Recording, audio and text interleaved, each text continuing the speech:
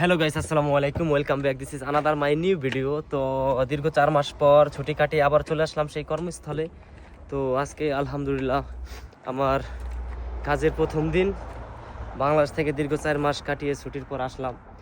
আর ওয়েদারও change, এখন অনেক ঠান্ডা, আমারও ঠান্ডা লেগে গেছে, জ্বর কাশি। তো আজকে আবার চলে আসলাম সেই আমার কাঙ্ক্ষিত কর্মস্থলে। সকাল সকাল স্কুলে চলে আসলাম, কাজ না করলে কোনো খাওয়ার নাই। তো এই যে আলহামদুলিল্লাহ এই গাড়ি থেকে মাল খুলতেছি।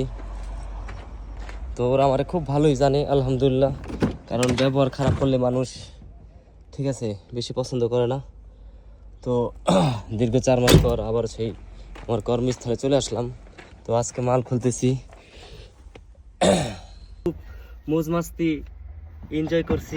সকল ভাই ব্রাদারকে মিস করি, মন থেকে ভালোবাসি। ভাই ব্রাদারও আমার অনেক ভালোবাসে।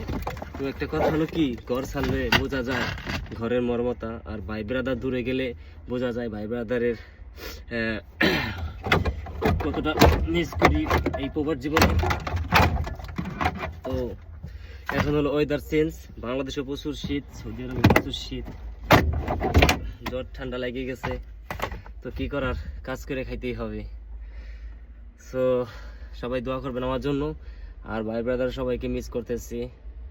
শখের বয়সে বিদেশে এসে যার যার লাইফ সেটেল করার জন্য, পরিবারের মুখে হাসি ফোটানোর জন্য সবাই কর্মজীবনে চলে যায় দূর প্রবাসে। তো অনেক এনজয় করছি দেশে 4টা মাস, খুব ভালোই লাগছে।